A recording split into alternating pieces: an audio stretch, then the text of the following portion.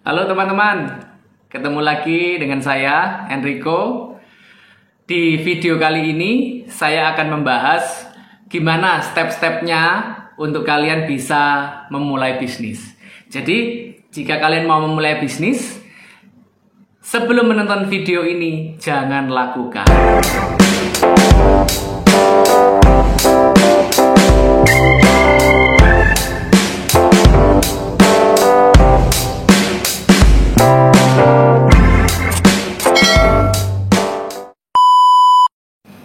Karena di video kali ini saya akan membahas gimana step-stepnya untuk memulai bisnis dan gimana cara untuk mengembangkan bisnis yang sedang kalian. Untuk pertama, kita harus mengetahui bisnis itu apa sih dan gimana cara mengembangkan bisnis.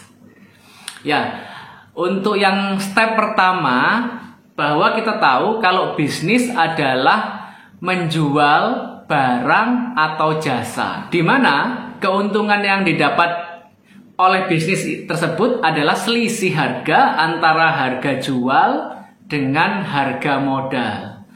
Jadi keuntungan yang akan didapat yaitu selisih harga tersebut, dan itu kita sebut dengan keuntungan kotor atau orang pada umumnya menyebutnya dengan gross profit.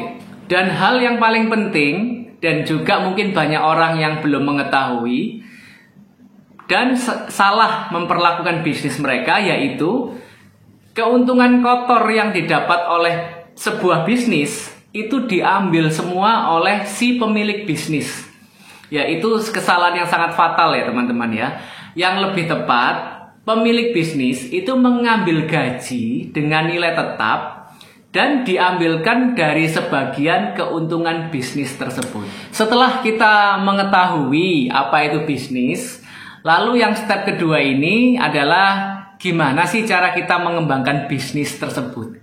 Di step pertama, setelah kita mengetahui apa itu bisnis dan gimana cara mendapatkan keuntungan dari bisnis tersebut, di step ini kita belajar gimana untuk mengembangkan bisnis itu. Kita tadi sudah sempat membahas tentang apa itu gross profit, yaitu keuntungan kotor sebuah bisnis. Di dalam sebuah bisnis pasti diperlukan biaya untuk operasional, antara lain yaitu biaya gaji karyawan, terus biaya listrik, air, dan sebagainya.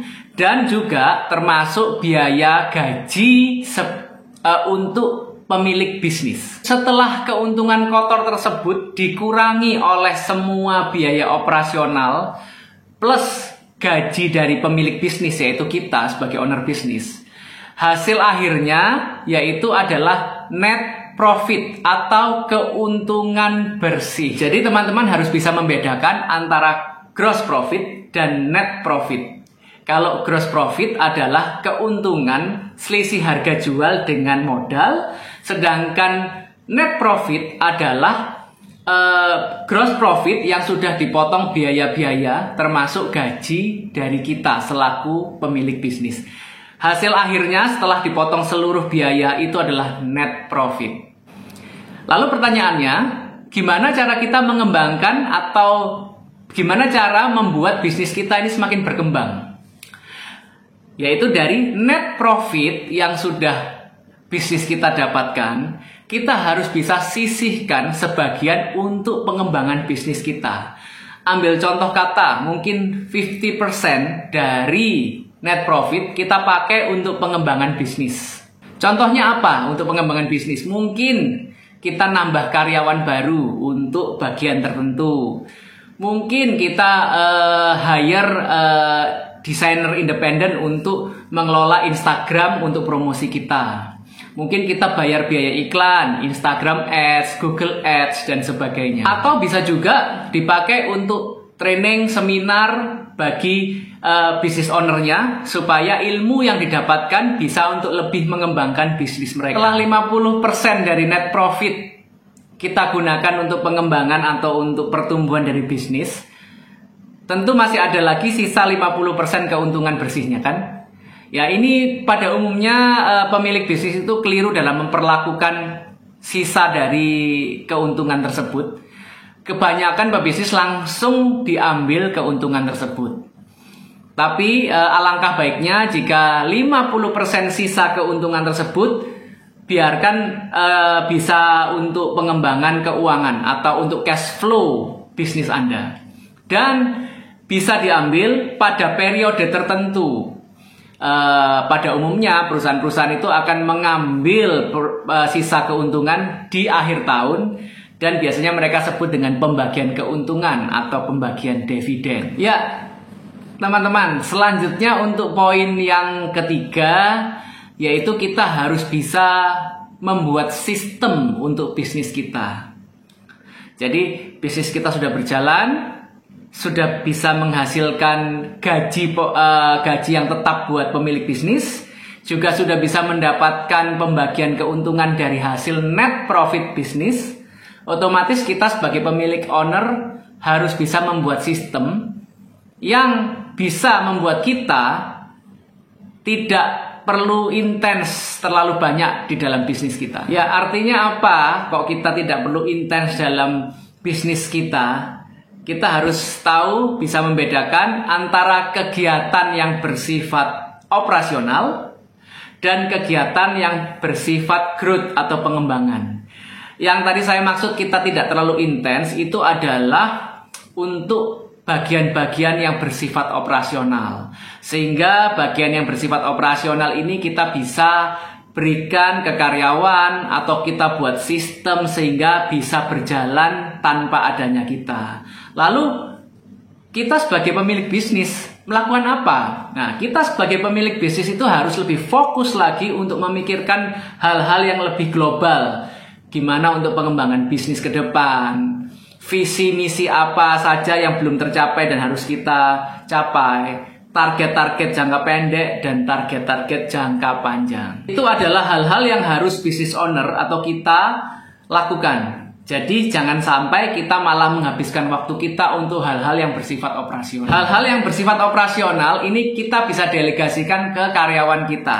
Tapi kalian mesti ingat teman-teman, kita harus mendelegasikan kegiatan yang bersifat operasional ke karyawan kita.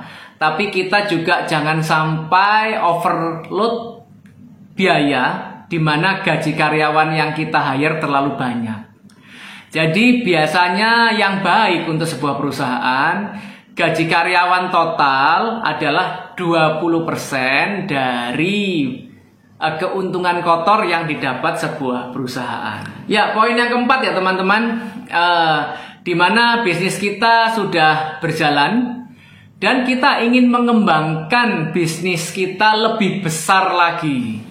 Pengembangan bisnis kita sudah kita lakukan dengan gulungan profit yang sudah bisnis kita dapatkan setiap bulan. Tapi ada juga sebagian pebisnis yang ingin bisnisnya berkembang lebih cepat lagi. Yaitu adalah step keempat ini adalah modal investor. Jadi supaya bisnis kita berkembang lebih cepat, kita memerlukan modal investor.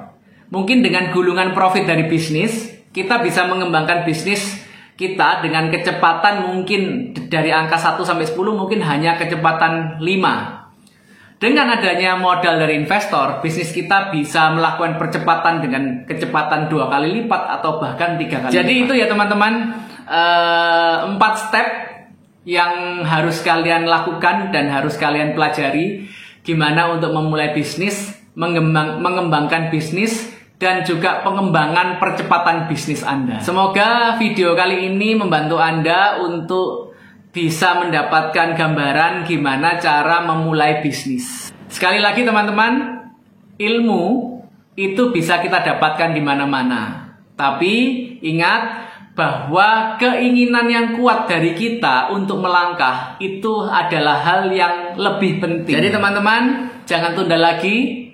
Jika kalian ingin memulai berbisnis, ayo melangkah step by step. Mulailah dari langkah pertama, ya.